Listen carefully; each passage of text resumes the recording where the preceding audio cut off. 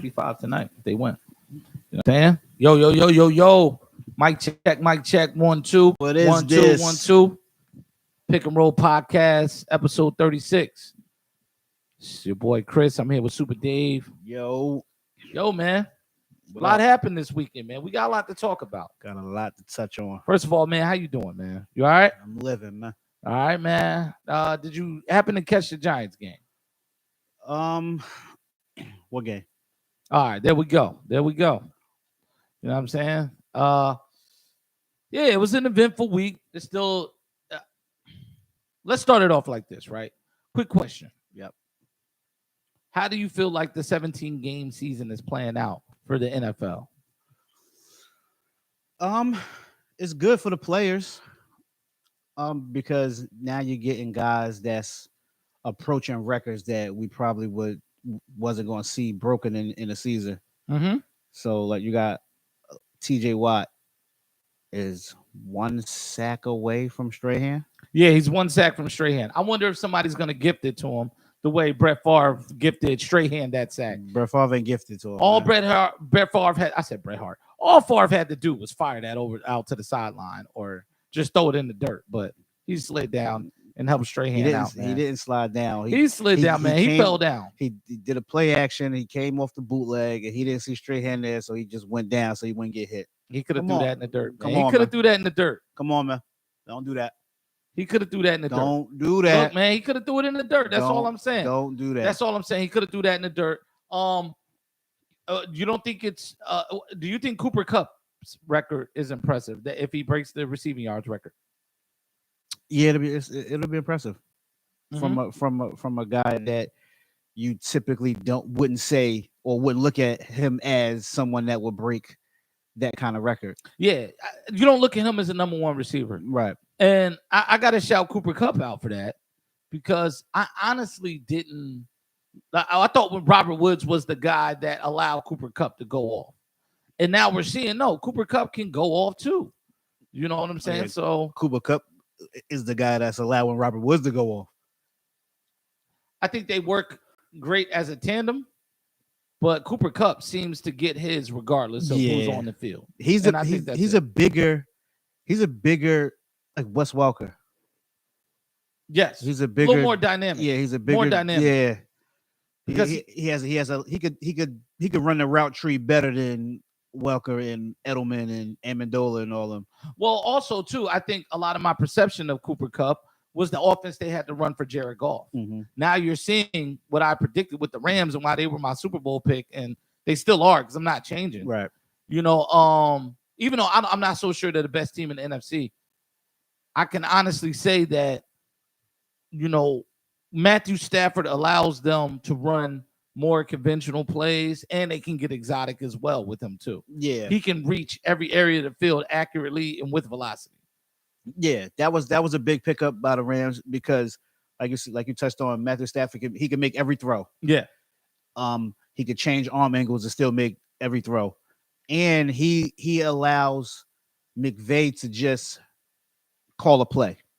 Like we all heard the stories about how McVay had to baby Jared Goff like in the headset up until 15 seconds when they cut the mics off, like telling Goff what defense that they're in right now, and then how to attack it. Now you don't have to do that with Stafford. Stafford could come to the line and audible and change the play. We never saw Jared Goff change any plays with the Rams. That's a fact. So now you have a quarterback that you can just give the keys to the car to and say, take over. Yeah, and just back to the point of the record, it's impressive. Yeah, that's a lot of receiving yards, especially with a guy like Robert Woods going down. And it seems like you've picked up your production. I know you got OBJ in there, and he's doing all right. Yeah, he's doing all right. I'm not gonna knock OBJ. He seems to be staying in line with the program they have there. From this past week, right? We're looking at the AFC playoff picture. Who gets in? There's 3 spots left, right? So there's 4 teams. The Cincinnati clinched the North. Buffalo clinched a playoff spot, but not the division yet. Then you have KC, and you also have the Titans clinching the number 1 seed, right? KC dropping that game to Cincy was huge. Let's talk about your thoughts on Cincinnati outgunning KC. Joe Burrow was 30 for 39 for over 400 yards. Jamar Chase was 11 for 266 and 3 touchdowns. 3 touchdowns. What's up, Mac? What's going on? We got Mac in the house. Shout out to B Mac. That game was crazy. I actually picked the Bengals to win. Joe, I wasn't expecting him to be this good this fast. You saw like little bits and pieces of it last year and before he got hurt. Yeah, Joe Burrow, right? Yeah. And then year 2 coming off that injury, I didn't think he was gonna pick right up where he left off at. And then getting Jamar Chase, someone that he went to college with, he got that relationship with, so it was just like a hand in glove fit when he came in. Mm-hmm. All Jamar Chase had to do was just get used to the speed of the NFL, and now it's looking like they're back at LSU. I gotta shout out their head coach Zach Taylor. Yeah, he designs a great offense. They have great balance. I saw the flashes from Joe Burrow, but I was scared that knee injury was always going to give us a damaged quarterback. Right. And he got his knee hit at the end of that game Sunday, and I was like, because they were going for the win. Yeah. I like that they went for the knockout blow. Yeah. And you know that and they ended up just kicking the short field goal, right? The old extra point distance. But I like that they were going for the knockout blow because they want the Bengals want their young core to know that we're here to win these big games. Right. And Joe Burrow can do it. 30 for 39. Look, that Chiefs defense is bleeding right now, right? That secondary. But 30 for 39 is nothing to sneeze at, especially against a team as competitive as them, because I don't ever want people to lose sight of the fact that, yeah, it might be a bad defense, but when there's an all-time offense across from your offense and you got to answer the bell every time, they did it. They came out the corner, they answered the bell, so I was impressed by that. I don't know where to go. Let's talk about the Steelers and the Browns real quick, because I'm gonna let you get your Baker Mayfield off. Did you catch any of that Monday night game? A little bit. Okay. Little bit. What are your thoughts? I really didn't have any expectations for that game. Yeah. The only reason why I checked in on it was because Big Ben's last game in Pittsburgh. Yeah. That's the only time that's the only reason I checked in on it. Reggie, we'll get there. All right. Shout out to Reggie Driver. And the Browns are the Browns are the Browns. I'm glad they're shutting Baker down. Yeah. He's playing horribly. That was horrible. 0 points is unacceptable. But he's hurt. He got a torn labrum. I don't know too many people that can play quarterback with a torn labrum. It's a lot of guys playing hurt, but he's exceptionally banged up. And this is something I was seeing schematically. The Browns are going to have to draft some key players on that team. Probably a different sort of offensive line. I love their offensive line for run blocking, but Baker's getting cracked a lot this year. They're getting blasted. And I just think it's play calling can help that, but also they need some better pass blockers. Yeah, because their entire team is built to run the ball. Yeah. So when they were evaluating offensive line talent to come into their building, they were bringing run blockers in. Yeah. So if you're the GM, what do you do with Baker going forward? If I'm the GM, first of all, I make sure he's healthy. But I'm going to do, because your defense is set in Cleveland. This draft, you need to go get what you need.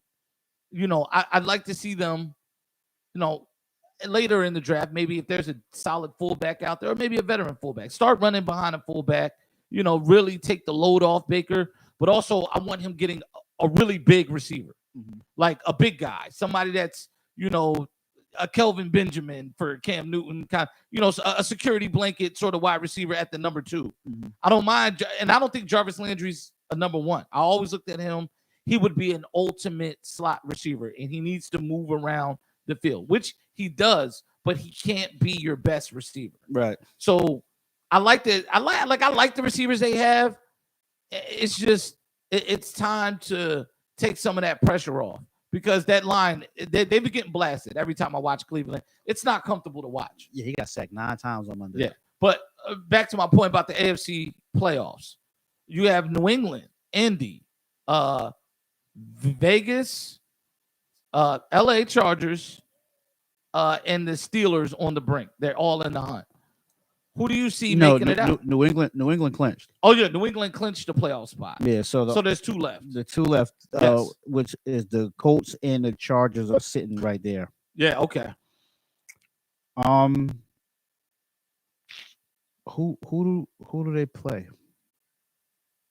I think the Chargers and the Raiders play each other, so yeah, the Chargers and the Raiders play each other. They're gonna knock each other out. Well, no. Well, I'm gonna get to that. So the Colts play the Jaguars, and the Patriots play the Dolphins, who they're playing for pride right now, and they could really spoil the Patriots' season, or just no. I don't think the Patriots clinched. The Patriots clinched. They got the X. Yep. Okay. So the Patriots are in, but they could really stop the Patriots from winning the division, right? Mhm. If there's a wild chance that Buffalo loses. Buffalo's in control of their own destiny. Mhm. But I was reading this playoff scenario that if the Jaguars upset the Colts, right, and the Steelers lose, then Vegas and the Chargers can help themselves by purposely tying, because they would both get in and knock everybody else out. Yes. Is there a scenario where you see like that actually happening? 2 teams like, look, instead of both of us losing, let's guarantee that we both get in the playoffs. Because they're not gonna have to play each other unless they make it to the AFC Championship. Right. That's a crazy scenario. I never even heard of it. I didn't even know that was possible. Yeah. Because I saw they were saying for Pittsburgh to get in, they got to win and then hope that game doesn't tie. Right.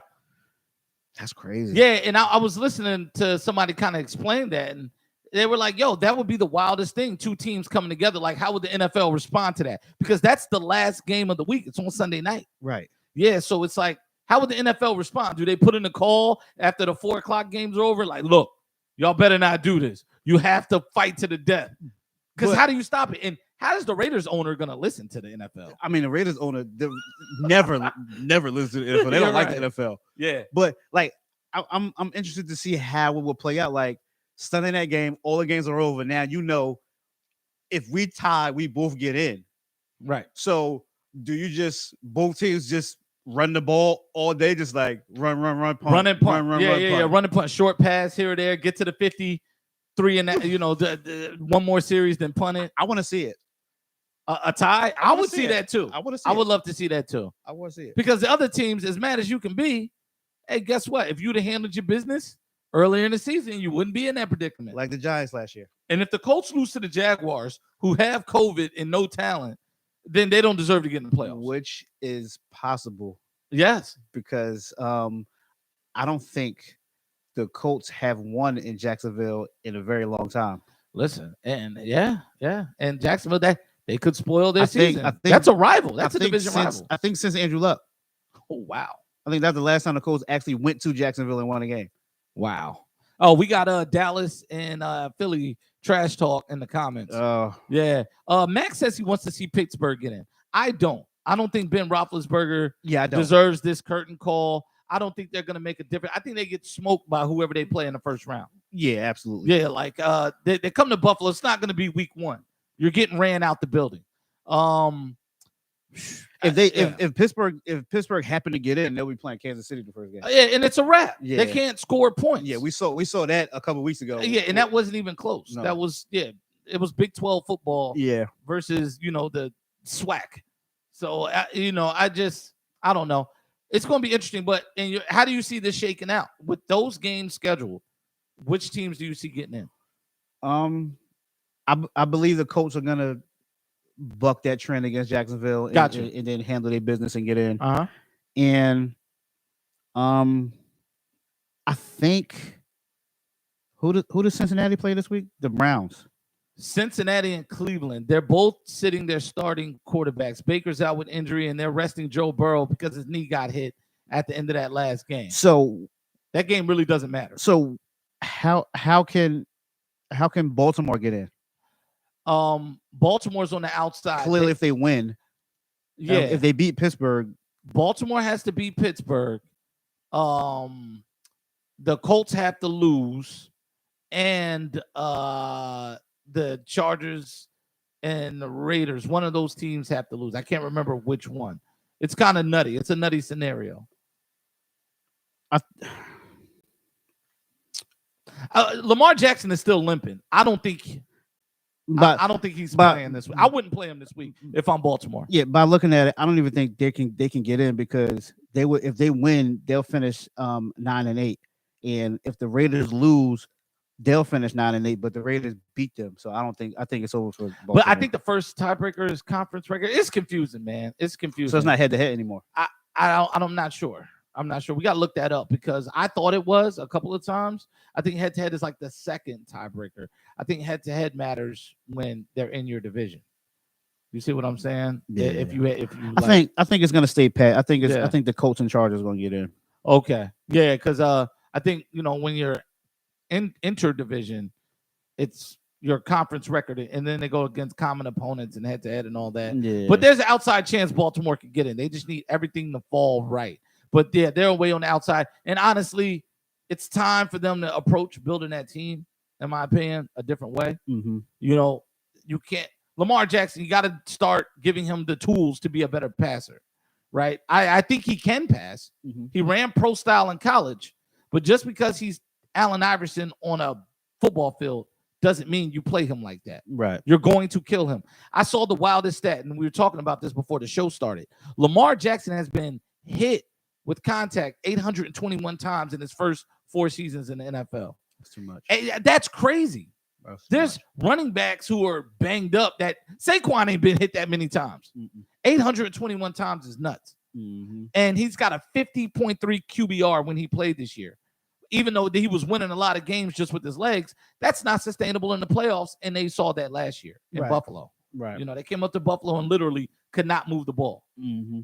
Yeah, once you especially in bad weather like that, going to Buffalo, once you know a team is one-dimensional and you could just load the box and wait for them little gimmicky run plays, and you could just react to whatever pass play they throw in, take away Mark Andrews, who's his favorite target to throw to, then you could cakewalk or Baltimore. Right. Veteran teams know how to play assignment football. Yeah. And, there was a lot of veteran players. They just figured it out.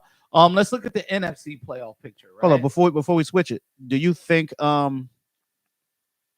Tennessee clinches the top seed? Yes.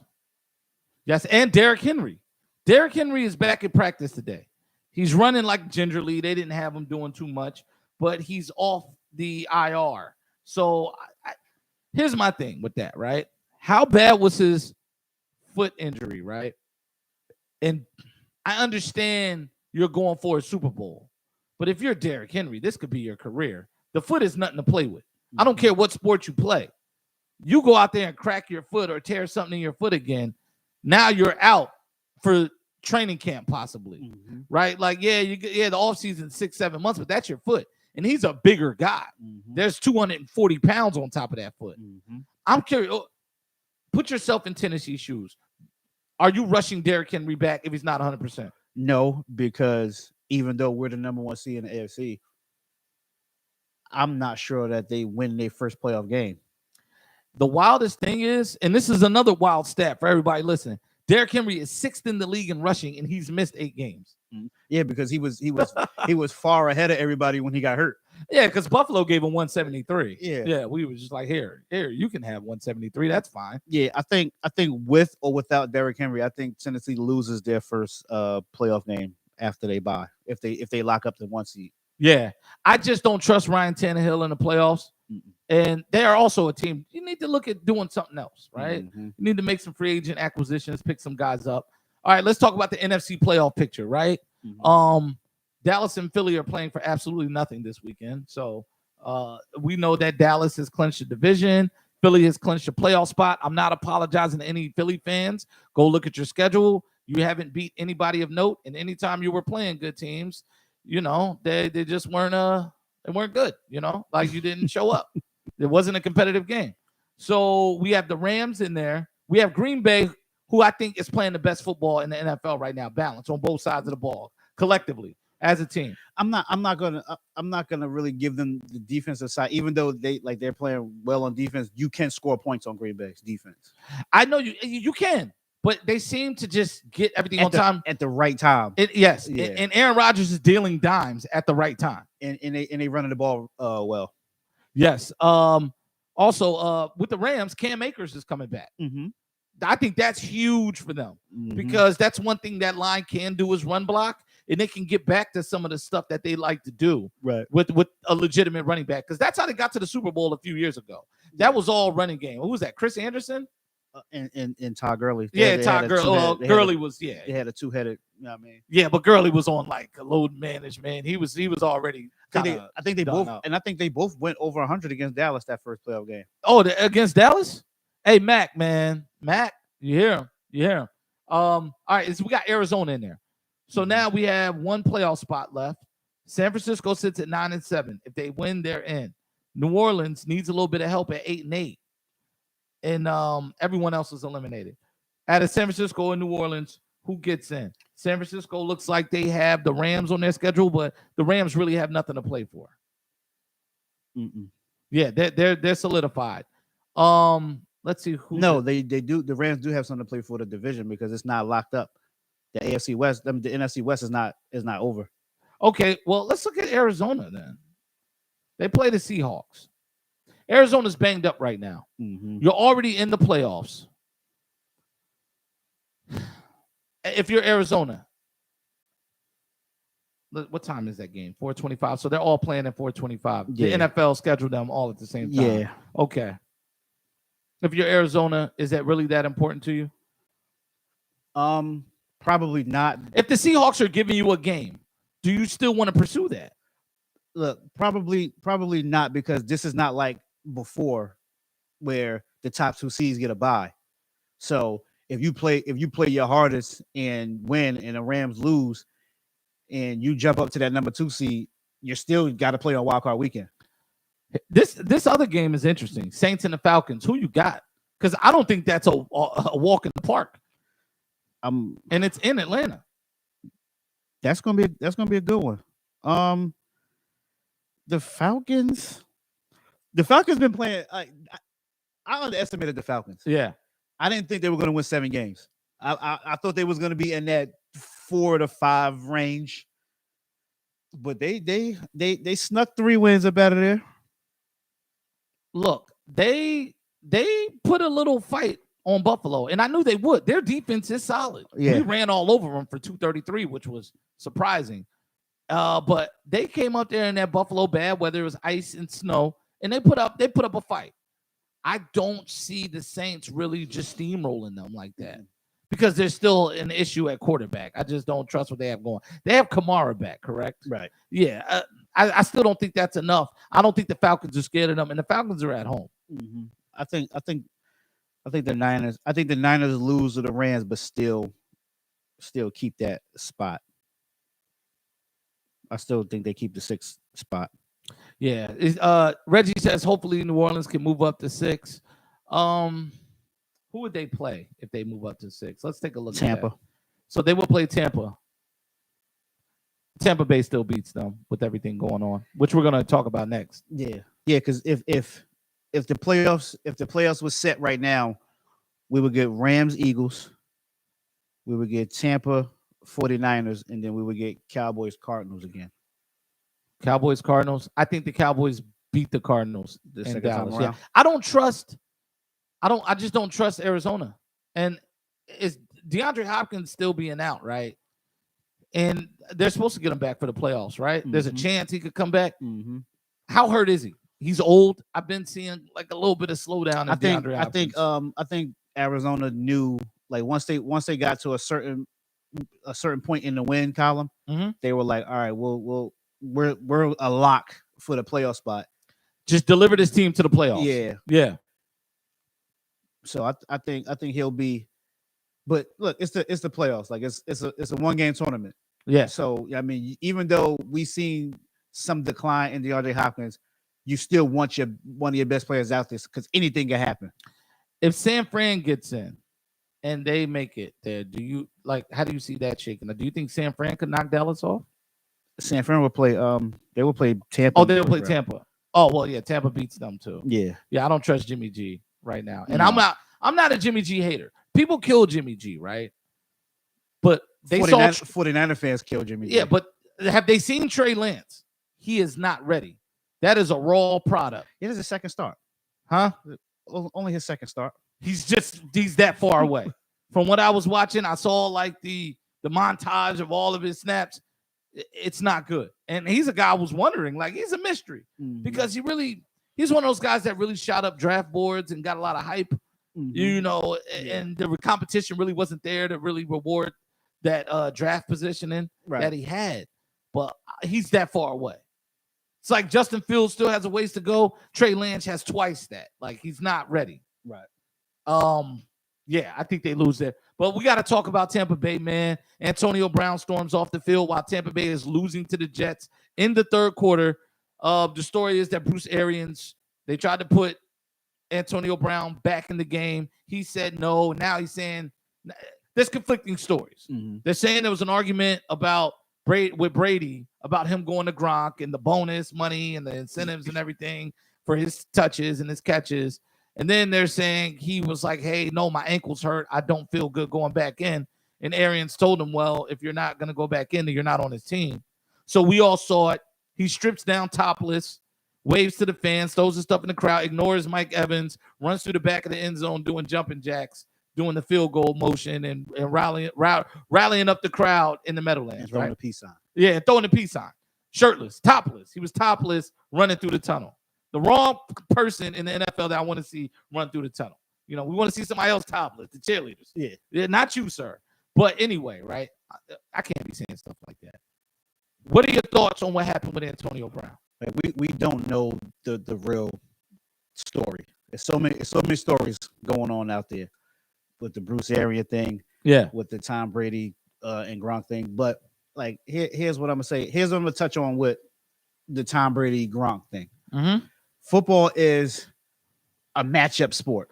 Right. So clearly the Jets could not cover Gronk. They couldn't cover Gronk his whole career. So ride the hot hand. The week prior, Tom Brady threw Antonio Brown 15 targets. Yeah. He had 11 catches. So clearly Carolina couldn't guard you. This game, the game plan is a little different. And it's not about the incentives because you had one more extra week, this week 18, to get your money. Mm-hmm. Last season, coming into the last game of the season, I think AB needed about 40 yards and a touchdown to get that $1 million bonus. Brady force-fed him the ball so he could get his money. Brady is the type of guy that if he knows coming into the game, all right, he needs this, and this to get these bonus money. Brady gonna get you your money. Well, and the story came out the week before last that when Antonio Brown was coming back off injury and working back, Brady promised him, "I'm gonna get you your money. You're gonna get your money." So I don't think that was the excuse. Yeah, I don't think that was it. But continue. So, like I said, Brady's gonna get you your money. He got you your money last year. So, but I don't. Now, as far as the ankle injury, we all know he did miss a few games with the ankle injury. We don't know how serious it was because he looked sharp last week, and then he made a few moves against the Jets that looked like he could do something. But he's been out for a while this season, and he's an older player. Yes, right, and he was on a snap count. Yes, they couldn't play him all 74 snaps. So I guess he's looking at it as far as the incentives. So I'm guessing he forgot that we play an extra week, and I still can get a touchdown. And then come to find out, his replacement is who scored the winning touchdown. So that could have been you. So I don't know what's going on with Antonio Brown. Maybe he got some issues going on, or that needs to be. I mean, he need to go lay down on somebody's couch. Yeah, but this is the third stop. And you got people going to Brady went to bat for you to get you in New England. And then He went to bat with you to get you in Tampa. So I'm not quite sure what's going on with Antonio Brown in this situation. Yeah, they said our mics are breaking up. Oh man. My thoughts are, he is who he is. How many times does the snake have to rattle and bite you before you say it's a snake? Mm-hmm. Antonio Brown is always at the center of the clown show. I don't care if your incentives are on the line. We've seen this happen to running backs throughout NFL history. Teams have gone away from handing the ball to guys who that's their only job. Teams have gone away from handing these guys the ball to stop from paying them $1 million or whatever. We've seen this before, but there's a way to handle it professionally. Mm-hmm. And this is the last year of your contract. You don't like it, play the season out, leave. Simple as that. But you still have one more game left. So even if that was your issue, you have another game left, unless you didn't want to play that game. But that's thinking too far into this. Right. This is a bizarre player who does bizarre things. If your ankle's hurt, you were good enough to go in there and, like you said, make a few good plays. They were resting you, but at what point does what your team needs, your team success, come into play? You know your team is fighting for playoff positioning at this point. You're down to the Jets right now. Mm-hmm. And this is a crucial game because if you lose that, it gets real funky as far as your playoff positioning. Mm-hmm. So when is the team ever going to come first for AB? We've seen the history of AB in Pittsburgh. Oh, Juju Smith-Schuster is the new guy. People don't understand. I'm making him better. Mm-hmm. Juju Smith-Schuster was always a good teammate. When Burfict knocked AB out, Juju Smith broke his jaw. Mm-hmm. People have always been great teammates to AB, mm-hmm. but he's never been a great teammate to people. As talented as he is, he's probably the one player. If I look at all the diva receivers that people said were head cases and problems, and we're talking about the great ones, mm-hmm. we're talking about Randy Moss, T.O., A.B., because I saw that comparison be made. Mm-hmm. Those guys were franchise changers. A.B. is good on good teams, mm-hmm. but I don't think you draft A.B. and your team automatically lifts up. No. You draft T.O. with Trent Edwards and J.P. Losman at quarterback, you get 9 touchdowns and 1,000 yards receiving. Mm-hmm. T.O. goes to Cincinnati and outgains Chad Ochocinco mm-hmm. in yards and catches and everything. T.O. goes to Dallas and re-legitimizes that organization with Bill Parcells, a team whose offense sucked. T.O. went to Philly and got them to the Super Bowl. T.O. goes to Philly. Randy Moss, we already know what he did. Mm-hmm. He goes to teams and sets records. He set records on everything. Even with the Raiders in those lost seasons no one talks about. Mm-hmm. His numbers were amazing to have 0 quarterback. Mm-hmm. I never thought AB was that caliber of player. But in Pittsburgh, we saw him get babied and coddled the entire time. He was recording Mike Tomlin's post-game speech. Mm-hmm. He was recording stuff, team meetings, falling asleep, not showing up, wearing the mink on the sideline when, he got benched for a game. It's always complaining about something. Complaining about if Big Ben don't practice, I shouldn't have to practice. You're not Big Ben. You're just not Big Ben. Mm-hmm. Sorry about that. The quarterback means more than the receiver who needs 700,000 catches to feel good and feel like he's involved in the game. Right. That's my issue with AB. And all these people with sympathy, mental health or whatever, he's an older player. He's been around long enough. Mm-hmm. I think Bill Romanowski suffered from mental health issues. No one had sympathy for him. Mm-hmm. Richie Incognito was in the league. He had to fight his way back. There was no sympathy. He had to get himself together. If you have problems, you have to address them. Yep. We've seen you have charges. You got off the field issues. You socking people, throwing stuff out the window. You don't want to pay your chef. You got a fake backs card. It's always a circus. And what upset me is he goes on the shop. For the people who've been saying this for the past few years, he gets that platform on LeBron's show to take a shot at all of the former players, mm-hmm. Hall of Famers like Shannon Sharpe, who said, yeah, AB is a problem. He needs to get himself together, and people got to stop excusing his behavior. He wants to say, when my career is over, I don't want to be like them, broke, trying to get on TV to talk about people for money because I ain't take care of my business. This is not taking care of your business. You left $28 million with the Raiders on the table. All you have to do is shut up for another 24 hours and you get $28 million balloon payment. Then you could have acted up. Mm-hmm. You'll never convince me that not taking $28 million was a good move. Mm-mm. Fumble the bag.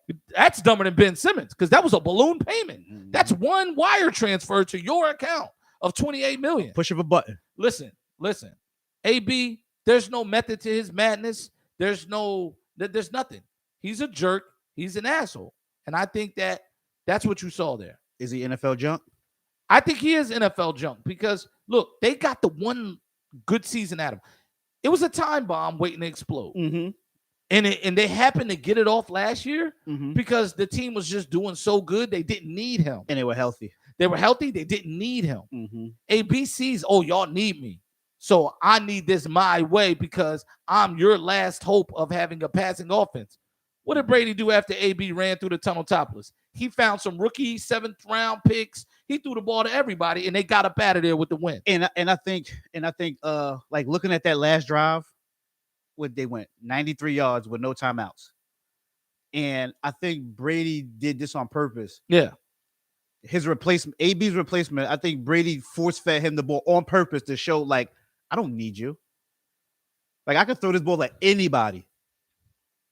Yeah, and shout out to Reggie. I was going to get there, right? But I want to answer his question. He says Brown still won the Super Bowl. That's what I'm saying. They happened to get that off because that team was stacked.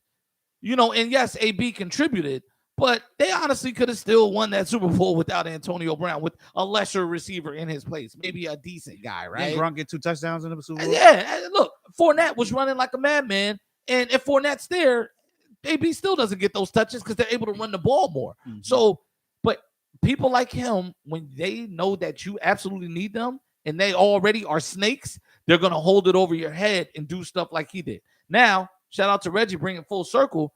They still haven't released him. He hasn't hit the waiver wire. Right. I hear all these theories about, maybe they want to pay him, maybe they don't. Listen, the NFL budget is done. It's the end of the season. I don't think any of that matters. But they don't want AB going to the Rams or going to the Packers because a guy like him will act right for the next 7 weeks to get Aaron Rodgers a Super Bowl ring and rub it in their face. Mm-hmm. And honestly, I wouldn't be surprised if Tom Brady's in that organization either saying, let's give AB 2 weeks off and then we'll see what we can do in the week for playoff practice, Mm-hmm. right? Mm-hmm. Let's give him this time off and let's all take cooler heads here and remember the bigger picture. Right. Or if he's saying, yo, I lobbied for this guy. I don't think Tom is lobbying him for him anymore. But he lobbied for him. He was the only person in the league Twice. that wanted to touch AB twice. Twice. He did it in New England and he does it here, Mm-hmm. even with the rape charges on the table, Mm-hmm. right? Mm-hmm. He did it here and you spit in his face. AB is not a team player. And Brady let him stay in his house. he keeps telling everybody he's a great guy. I got a Brady ain't defend Hernandez like this. Brady has a wife and kids, and then he's allowing another grown man to stay. Yeah, come on in. Yeah, come stay at my house because nobody thinks you can take care of yourself and as an adult. So I need you to stay here, and I need to watch you. You're familiar with the law. Hey, we'll release him, but are you gonna watch him while he's on parole or probation? Right. No, yeah, he can stay at my house. He's staying with me. PO. No, that's Brady is his probation officer. Yes. So do you? So you think if Tampa was to release AB, somebody would take a chance on him? Josina Anderson from ESPN reported it, and this is one of the things I hate about professional sports. So, you'll do away with a guy like Colin Kaepernick because he stood for something. But somebody like AB who can literally walk off a team in the game and basically disrespect and defy the very fabric of what NFL football is. It's the ultimate team sport. It's 11 guys moving in synchronicity to achieve a common goal, right? Mm-hmm. But you have a guy that left the game topless, ran through the tunnel, just showed everybody up and abandoned his team. People will still take a chance because of the talent that he offers, right? And that's what I hate. And I believe her report when she said there's definitely a job out here for him. Yo, B-Mac just sent me something from Adam Schefter saying that AB accused the Bucks of covering up his ankle injury.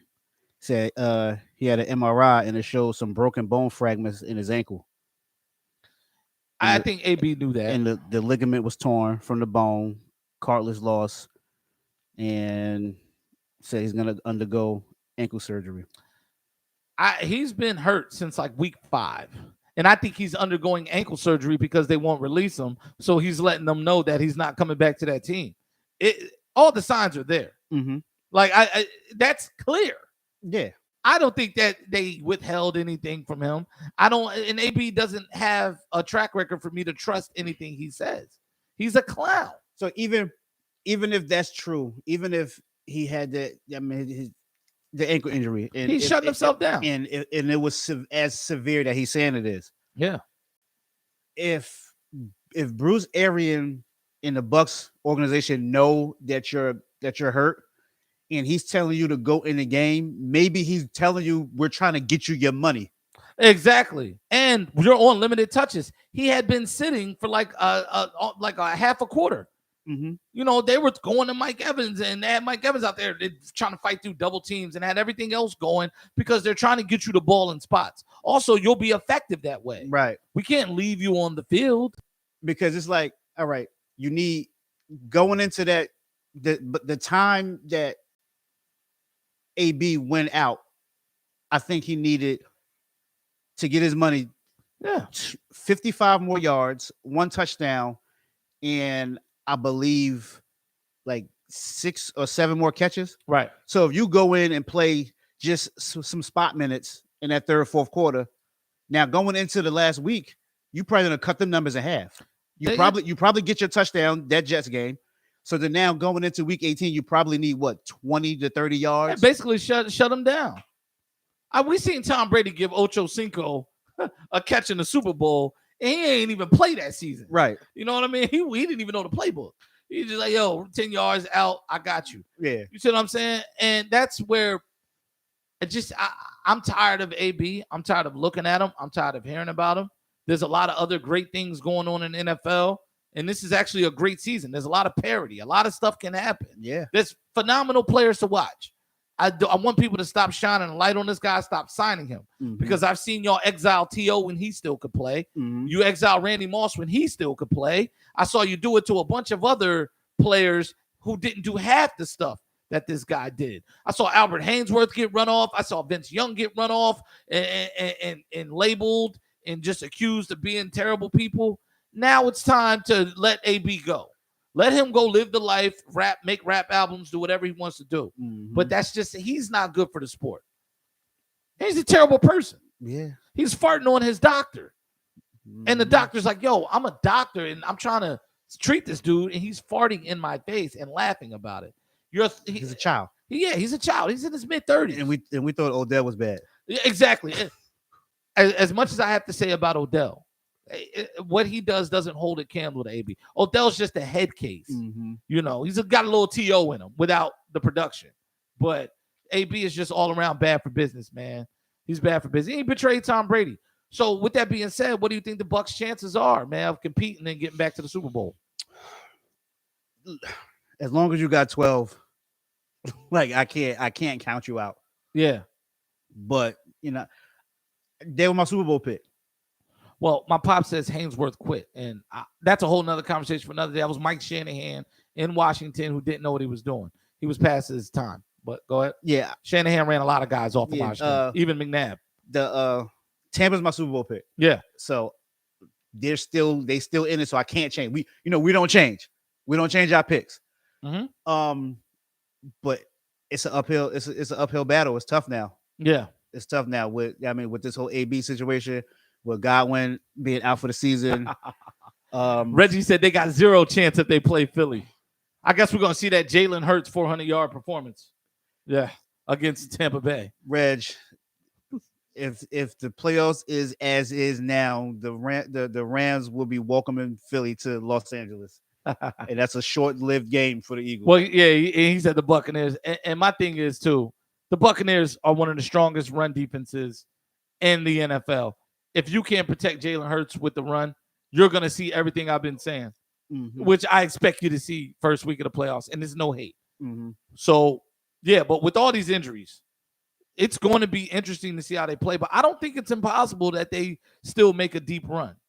I don't think they get a Super Bowl last year if Aaron Rodgers just runs 4 more yards into the end zone. Right. And I got to go back to this. Okay. We talked about this on this podcast. All that complaining Aaron Rodgers did, I want the GM fired. It's looking like the GM put together the most solid team in the NFL right now. Rasul Douglas looks like a Hall of Fame player week to week. That dude is balling. Mm-hmm. Everybody's balling. Mm-hmm. Aaron Rodgers is happy, showing his foot on camera. I thought you wanted this guy fired. He's got you on the cusp of a Super Bowl. But just before we leave the NFL topic, how come people killed Peyton Manning all those years for never getting to the big game, but Aaron Rodgers doesn't get that same thing? He's been about 4 or 5 NFC championships since he's been in a Super Bowl back in 2009 and won it. It's been 13 years this year. Was he 1-4? Yeah. How come we don't kill Aaron Rodgers for never getting over the hump? That's a good question. No one ever kills Aaron Rodgers. I'm one of those people that ask those type of questions. This is why people call me Chris Bayless. Oh, you're like Skip. No, I've seen people get killed for this. Because Skip's been killing Aaron Rodgers for that very reason. Listen, the NFL gifted you when Des Bryant caught that ball. They said, nope, he didn't catch it. Aaron Rodgers, you move on. Listen, I will never. I know B-Max watching. I will never admit that Des caught the ball. Listen, he caught that ball. This is what I'm saying. I saw the ball hit the ground. Aaron Rodgers outdueled. Was that the rookie year of Zeke and Dak? That was that shootout. That was a great game, man. So. That's when I fell in love with Zeke Elliott and Dak Prescott. I said, man, these guys can ball. And Aaron Rodgers wet the bed. He wet the bed last year. Brady gave him 3 interceptions in the first half. In the first half, and all they got was 3 field goals out of that. That's on you, Mr. Man. You know, you're still a Hall of Famer. You're a bad man or whatever, but you do bad things in the NFC Championship games. I want to see it. He got to get over this hump because I remember when they lost to the 49ers. Yeah. In the NFC Championship game. And Aaron Rodgers was like, he had a hot mic, was talking to Adam, was like, we need to get one of these things at home.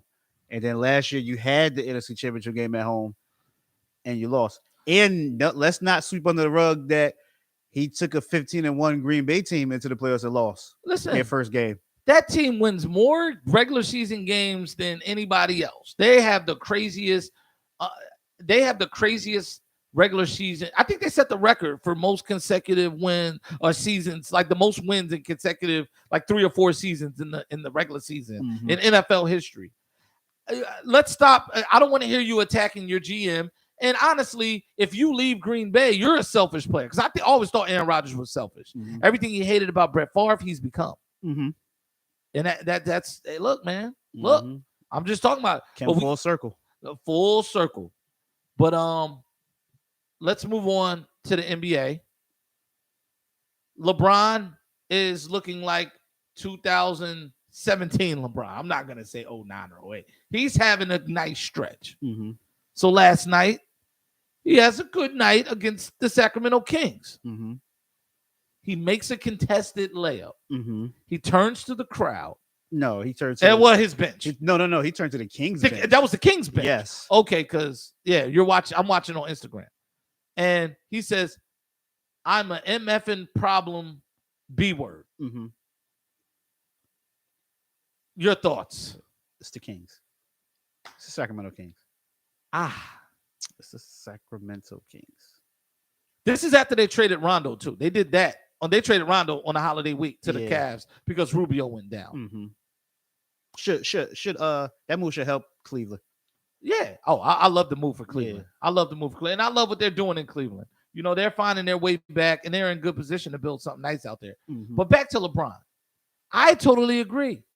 I don't want to hear that you're a problem, MFing problem B word when you're playing a 16-23 Kings team. They've been trying to trade their best players for the last 2 years. Buddy Hield's been on the trade block longer than anybody I've ever seen. Buddy Hield, he's the trade rumor that never ends. And he was a Laker. All they needed to do was just sign the paper, and he was a Los Angeles Laker. And they said, "Nah, well, we like this Wizards deal that's going to give us Westbrook." But it just kills me that, you know, this is LeBron's what I considered a mild-mannered guy. He's not an emotional or demonstrative superstar. But you would choose the Kings to get like real foul. Can I see this against the Suns? The Warriors? Can I see it against the Warriors? Can I see it against the Nuggets? If you're a problem, I want to see you turn and chest bump THT against a better team. The Jazz. He's having a hell of a stretch though of basketball. He is. Because what happened is he stopped defending Russ last week. Mm-hmm. I don't know if anybody saw the turn. Yeah. He went from saying, "Oh, we need that," to, "Hey, we got to stop the unforced turnovers." Mm-hmm. It's those are the ones that are killing us. Mm-hmm. I don't mind when people attack. He says when people attack, but it's the ones when you're just turning the ball over carelessly that are killing us. Mm-hmm. I thought that was interesting. Right. And now we're starting to see LeBron handle the rock a lot more with the second unit and with the first unit, but he's more or less taking over the second unit.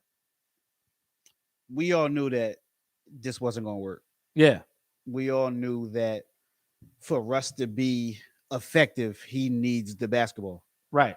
And for LeBron to be effective, he needs the basketball. Neither one of them guys are off the ball scorers. So when people say, "Oh, we need to let Russ be Russ," what has that gotten Russ? With Russ being Russ? That's gotten Russ disrespected and yelled at. Yes. Absolutely. Yeah, and, Russ is telling reporters that, what people say don't matter and stuff. But I'm looking at the Lakers. So in their last 4 or 5 games, they beat the Rockets by 9, lost to the Grizzlies by 5 just before New Year's on the December 29th. They blew the Trailblazers out by 33, and the media acted like they wanted to throw a ticker tape parade for LeBron. Yes. I thought that was absolutely terrible, but it goes back to the point. For all the people who say, I don't know what I'm talking about, your friendly neighborhood Portland Trailblazers are 13-22. I said 10 games under 500 by mid-January. January 15th was the day. We are fast approaching, and they are 9 games under 500, and Damian Lillard is shooting well under 30% from 3. How long do you think Damian Lillard stays in Portland? Let's hear about this. I think Portland should start to entertain that idea. Like, let's see what we can get. Entertain. They need to get topless and seduce that idea. Because listen, you got Anthony Simmons as your future right now. Dame, I hate to say he's declining, but he is. Mm-hmm. The last great basketball he has left has to be with a great team. He can no longer physically dominate the game. It's just younger and younger and younger.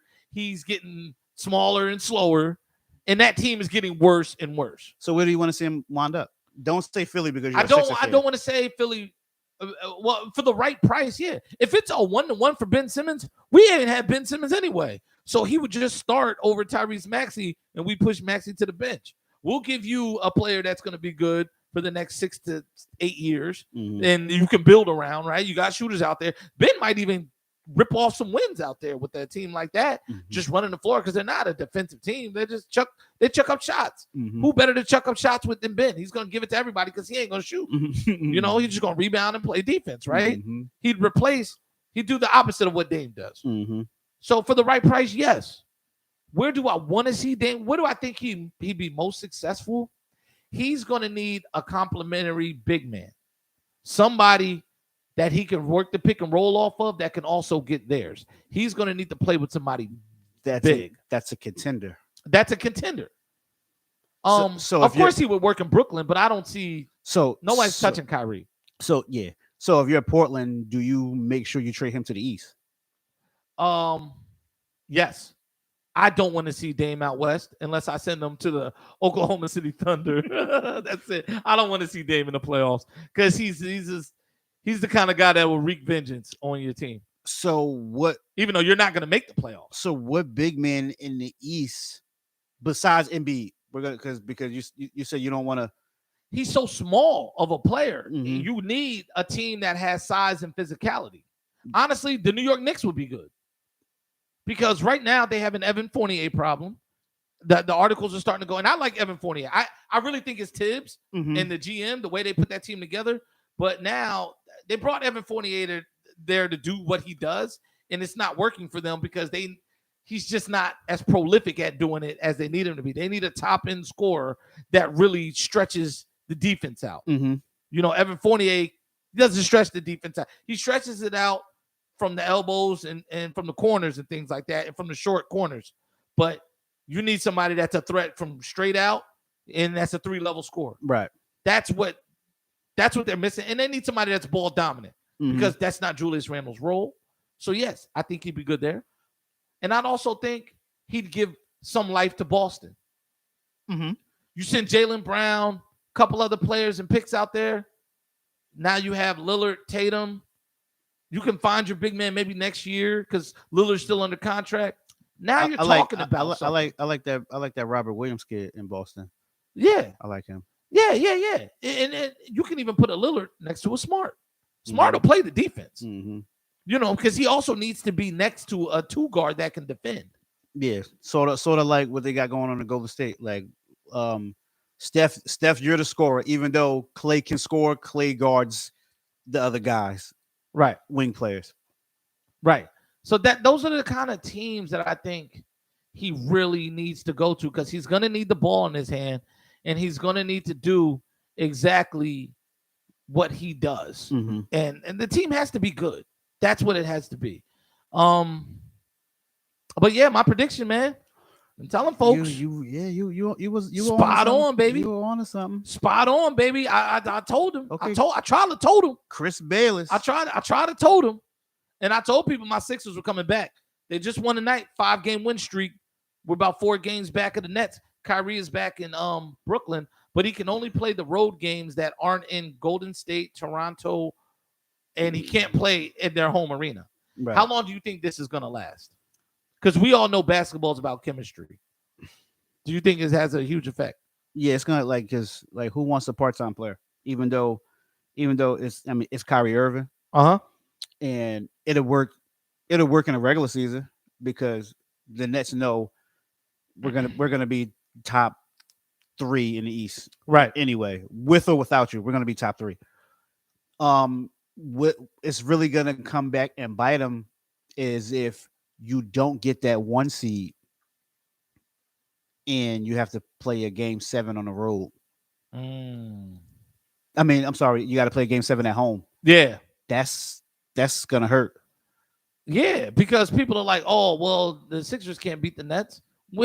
I don't care what seed the Nets are. If they're a higher seed and we see them in the Eastern Conference Finals, we get to go to their arena and they're down their best point guard. Right. So and we just beat them the other night at full strength. Yeah. So if I'm the Nets, as long as this going on, like I still play the regular season, but now it's like when it comes down to them last few games, and we have the possibility of getting a 1 seed, I don't want it. And they can't play the Knicks either. That's a shout out to everybody in the chat, Pops, Reg, Mac.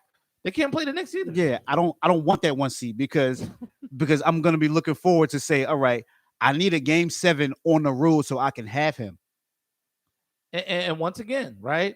Once again, just like AB is the Kyrie Irving of the NFL. You're always gonna find an excuse not to do your job. You're always gonna find an excuse to not play like everyone else has to play. You're forcing your special treatment. Paul George told you want to get treated special, put it in work. But Kyrie Irving seems to want much more than the profession asks for. Kawhi gets that, but Kawhi won a chip with a bunch of B-level players, with a bunch of little guys. Kawhi went in there and said, yo, I'm carrying y'all to a chip, then I'm out of here. So that's why he gets to sit down and rest and recover and accuse people of things, all that stuff. Kyrie, we've only ever seen you be a second fiddle.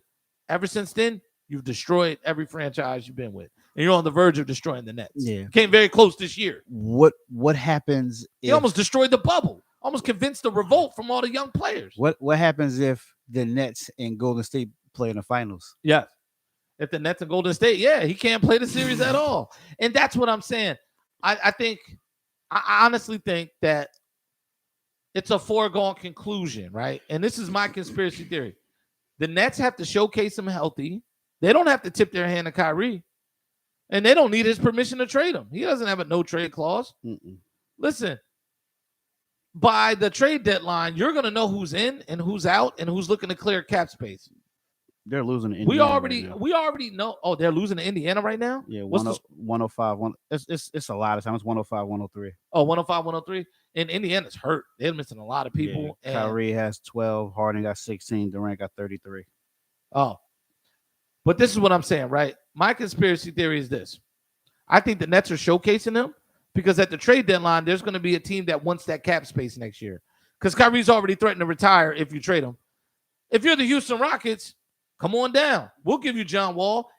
For Brooklyn, Kyrie's not there anyway. He really doesn't count. He might as well be a 10-day contract player with a limited output, right? Why wouldn't they take John Wall for these last couple years? You see what I'm saying? It's not like you need him to be John Wall. You just need to get something out of that position and out of that $40 million in your cap. You need depth, a player that can actually play. This is what I'm saying, man. That's my conspiracy theory. Send Kyrie somewhere. Like, we don't care what happens to you. Thank you. You show people that you're healthy. Right. If you retire, it's not on my hands. The Houston Rockets aren't trying to win. Christian Wood and Kevin Porter Jr. just try to fight John Lucas. 72-year-old John Lucas. They try to fight him. They threw food at the man. You know what I'm saying? Like, they don't care about winning. Send Kyrie over there to the circus, and he can walk away from basketball gracefully. Houston gets that cap space next year. Goodbye. Got a point there. Yeah. Definitely got a point. We just watched Orlando. They don't care about winning. I'm pretty sure that the Nets can send picks and Kyrie for, I don't know, Cole Anthony, maybe some Terrence Ross in pieces. Yeah, why not? That's what I would do. Get him out of here. Yeah, like you said, like, you're not here anyway. You know what I mean? Like, tonight was your first game. We did all this without you. Yeah. And now you're a part-time worker. That's what I'm saying. You don't even work 40 hours. In my field, we call that a contingent worker. Contingent upon how much we need you. Right. And right now, we just need you to showcase what you have left in the tank. That you still could play, so someone could be like, hey, what's going on? We got to convince people you ain't smoking dope. Yeah. That's what it is. That's what's going on with Kyrie. I had a question. This is what I want to ask you. Do you think Ja Morant can become a top 5 player in the NBA? Yeah. Because he has the tools. He has the tools. What do you want to see from Ja Morant? Improve his defense a little more. Because I think he only had 2 weaknesses in his game. Yeah. I think on the defensive end, on-ball defense was a little shaky, and shooting. But he worked. You could tell this year he worked on his jump shot. He's on a tear right now. Yes. He came back from that injury, and the story was, Ja Morant out. Memphis won 9 straight games or whatever, and they were balling without him, and they don't need him. Ja Morant came back, and he says, no, y'all can win with me. It's just now they're better, and I'm going to, do the things to help make them even better. I'm loving the way he's playing right now. Yeah, he's fearless. Yeah, definitely.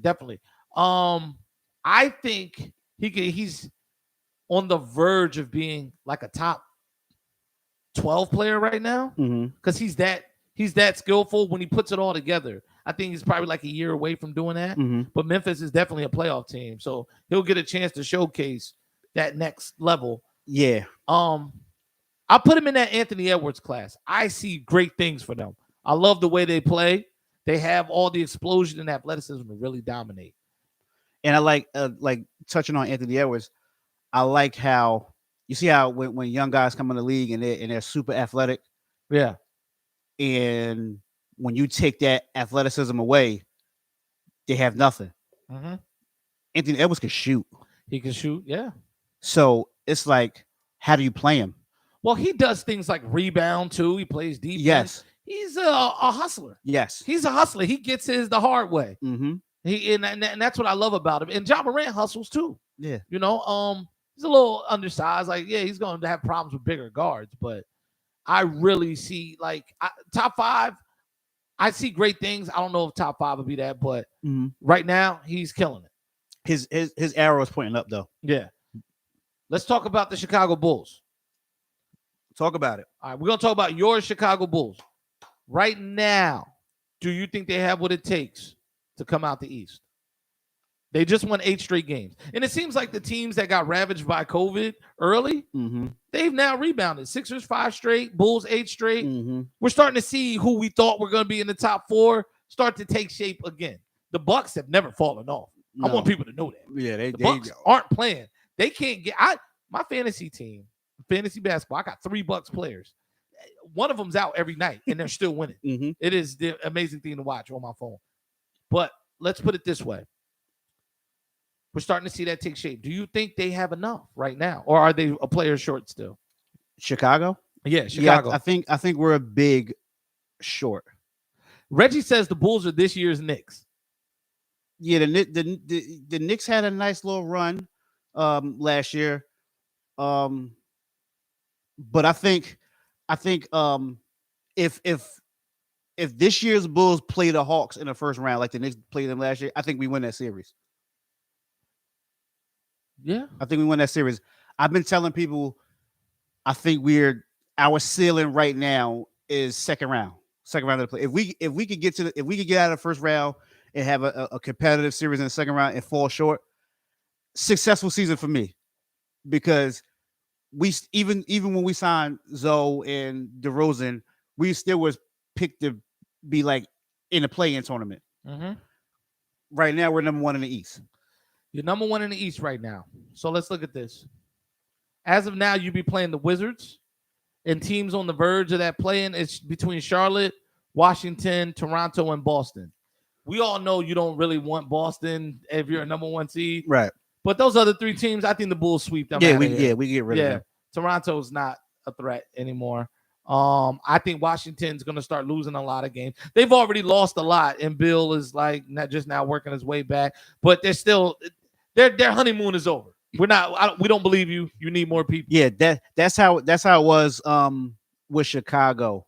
Like early in the season when Chicago and the Wizards, they were winning games. Yeah. And then I was just like, we'll see about time after Christmas, January, around that trade deadline, All-Star game, we'll see. That's when teams going to start like shaping up like, all right, we know who's going to be contenders and we know who's going to fall out. And we see the Wizards start to come back down to earth. And Chicago has just been like on that nice little ride. Right. And that's what I tell people. When I make these predictions, your roster is your roster. It's not like, the NFL where, you can get hot for 7 or 8 games and potentially get yourself in the playoffs just to get cracked in a 1-game series. It's an 82-game series. It's very hard to fake it for 6 months. Right. Right. Like you can't fake it till you make it in the NBA. No. Too long. We know generally the 4 teams that actually have a chance of winning the ring. The 4 or 5, 6 teams in the whole NBA. And that's why I was telling people Washington is just not that good. They're just not that good. Look at their roster and look at the rosters of all the other teams at the top of the division or at the top of the conference. It's not going to work. Right now, Philly's sitting at number 5. I think they're much better than the number 5 seed. They'll move up. They're behind Miami. I think they're better than Miami.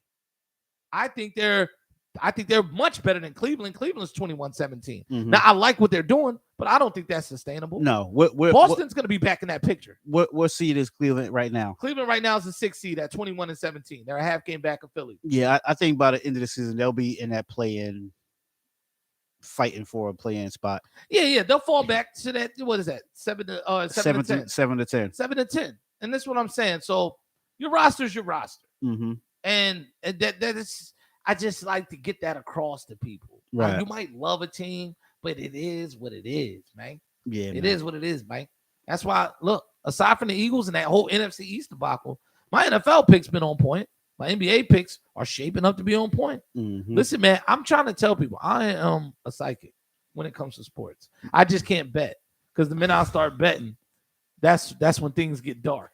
Because I start letting my emotions get involved. Yeah. Just when it comes to sports, but just stay away from your team. All right, I got some quick hitters for you. Did you actually pay for that Showtime boxing, or did you watch that pay-per-view with Ortiz? No, I didn't see it. Oh yeah, he knocked what's my man? Martin. Yeah, Martin. Oh man, did you see the knockout? No. First of all, the ref should be fired. He should have his ref license revoked and never ref again. It was that bad. Martin was out on his feet. And the ref, he wasn't even looking. He didn't know where he was at. He was totally disoriented. and Ortiz is just teeing off. Martin is just falling into the ropes. His back is turned. He's getting hit. He's turning around. He's getting hit. He's getting uppercutted. He must have took about 9 more punches before he dropped, and then the ref wants to stop the fight. That was disgusting. Yeah. And I can't believe they charge money for that. Yeah, when I saw the commercials for it on Fox, and I was like, my first thought was, okay, cool, some free boxing that I could watch. Yeah, Saturday night on Cartoon Network. Yeah, I'll watch it. Nickelodeon. Yeah. And then when it was like $40, I was like, nah, no way, I'm not. That was crazy. But boxing's a joke anyway. Yeah. The heavyweight division is definitely a joke. I just thought that was a clown show. We all know Ortiz is dangerous, but he can't beat Wilder. So Right. why are we watching this fight again? Right. And Martin, it's like, come on, man. Yeah. He was good. What, 5-6 years ago? If that, he got gifted a heavyweight title. Yeah. And then it got taken away from his first title defense. Yeah, So- Reg, they were charging the 40, man. They was Yeah. charging the 40. 40 for 2 heavyweights. They said it's a night of all heavyweight knockouts in boxing. Man, that was bad. Let's see here. Speaking of the Wizards, they just lost on a game winner to the Rockets. This is what I'm talking about. Did Christian Wood play? Because they were suspended the other night for trying to fight John Lucas. Him and Kevin Porter Jr. Brooklyn came back and took the lead too. Oh, Brooklyn took the lead, as they should. It's the Mhm. Pacers, a team that needs to go ahead and trade, tear it down, and get ahead of the curve before everybody else. Get the thirstiest team out there right now. Yeah, Christian Woods, he played 22 and 11. Okay. And Kevin Porter had 9.7 rebounds, 8 assists. 9.7 boards, 8 assists. Okay. All right. Well, there you have it. Mm-hmm. All right. Quick question. All right. Let's talk about it. Back to the little the Facebook post that I made when someone said that Trayvon Diggs was the DB version of Jameis Winston. That was funny. That was funny. And I see what they're saying. What do you 'cause- think about that? Yeah, I mean, he gets attacked, but listen, dude got 11 picks, man. I mean, that's just high usage. He's high usage. Who sees that many? There was a cornerback, I want to remind people, named Aaron Glenn. He was all or nothing. Aaron Glenn had a lot of picks in his career, but people scored a lot of touchdowns on him. It was just like, look, he's coming for the 12-round fight. And if he catches you slipping, he might take it to the house on you. So that's what it is. It's like, but it's remarkable to have that many picks in the season for just one guy. We're talking like Dick LeBeau, Dick Night Train Lane, like Deion Sanders type, Rod Woodson type stuff. Like this is the Aeneas Williams type production. That's not Deion Sanders territory. I think the most Deion had was.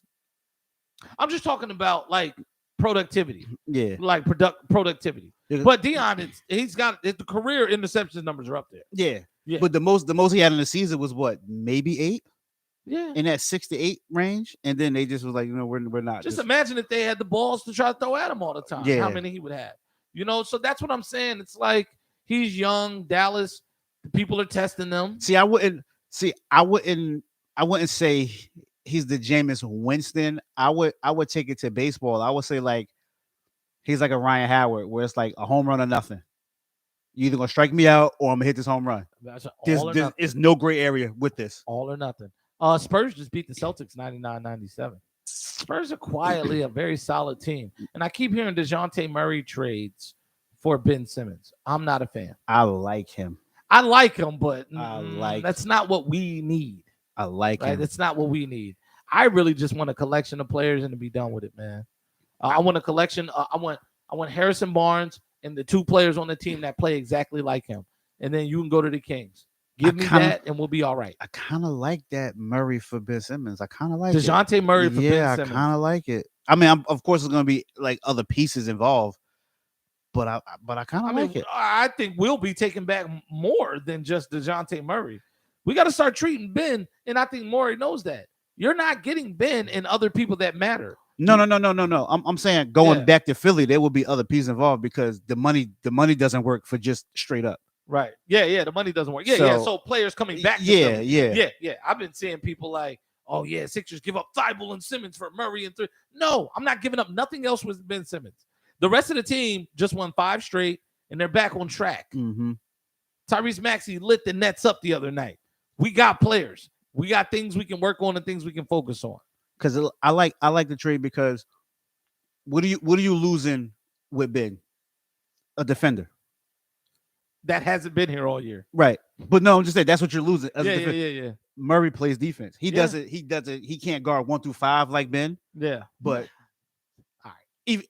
Even though that 1 through 5 is loose because I hate the 1 through 5. I hate it. That's the biggest lie in sports. I hate it too. Yeah. But in today's basketball, 5s are on the 3-point line. That's why people can play 1 through 5 because you got a 7'3" guy that's good that wants to stand out at the 3-point line. That's easy to guard. Yeah. If you're not gonna back me down and hook shot me, if you want to stand out here, I can guard that. Mm-hmm.